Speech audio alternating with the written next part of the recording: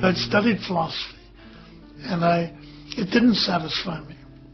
No matter where I read and what I did, it was interesting to me, and I kept reading it, but it didn't satisfy the quest at all. So I was ready for, and I think that's the key. That's when you start listening. You start listening when you're wanting to know something. When you think you know it all, then listening becomes a little harder. Then you're just thinking, do I agree with this? Don't I agree with this? Does this person have the same idea or a different idea than I have?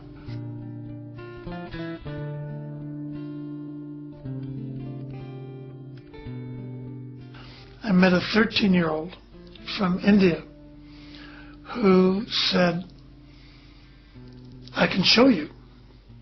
I can show you a mirror by which you can look at yourself. That intrinsic, beautiful thing that you actually are as a human being. And he called it knowledge, or knowledge of self. And so I explored it a while because it was interesting. He was only 12 or 13 years old, and he hadn't read the books, and he didn't. I remember everyone was asking him questions. And finally he said, I'm tired of answering all your questions. He said, what makes you think I know? I'm only 13. And I haven't read scriptures, I haven't read any books. He said, everything I know is coming from this self-knowledge. And I'm just speaking from that place. And what he was saying was extraordinary.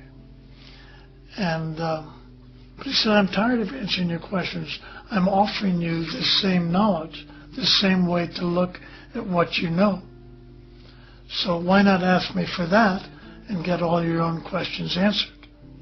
And that was very, very intriguing to me, because it was not anymore just sitting at the feet of the wise man, but it was finding the inner source of that wisdom and gathering it oneself, answering one's own questions, or if you want, finding one's own answers.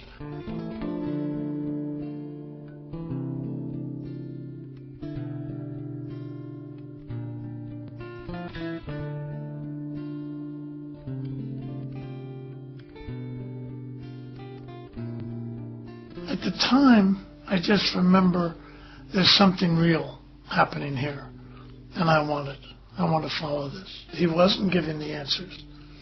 He was saying the answers are in you, and I can show you where. I can show you where.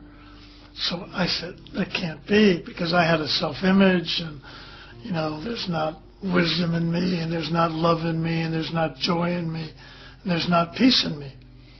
And he was saying, yes, there is. And so I would say, well, how can I know? He said, you can ask me for this mirror.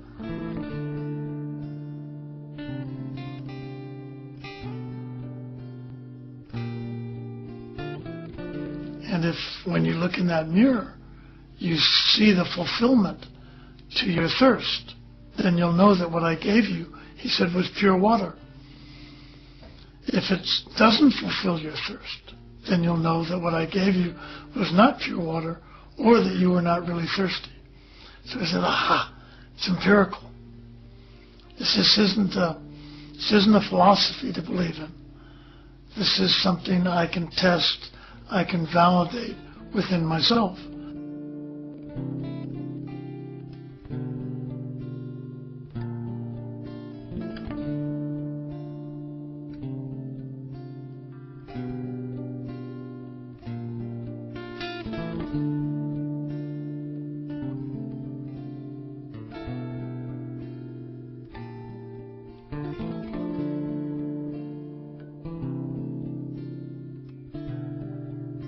people are much more like me than I thought. I was trained to look at differences. He's like that, she's like that, they're like that, they're like that.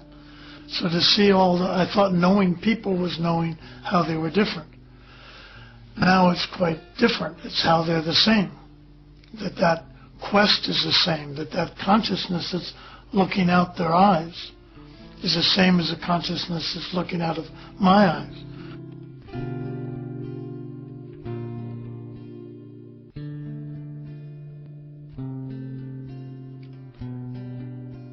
You know, the question is, what do you really want? Because whatever you think you want a car, you want a new house. You say, well, why do you want that? Well, God, it would feel great to be in that, so you want to feel great. Or I'd feel secure, so you want to feel secure. What do you want to feel secure for? Well, so I can be content, or so I can be at peace. You just ask a couple of what fors, and you get down quickly to the root of, I want to be happy. Whatever the word you use. I want something that's basic that I wanted as a child and I still want. I want to have fun.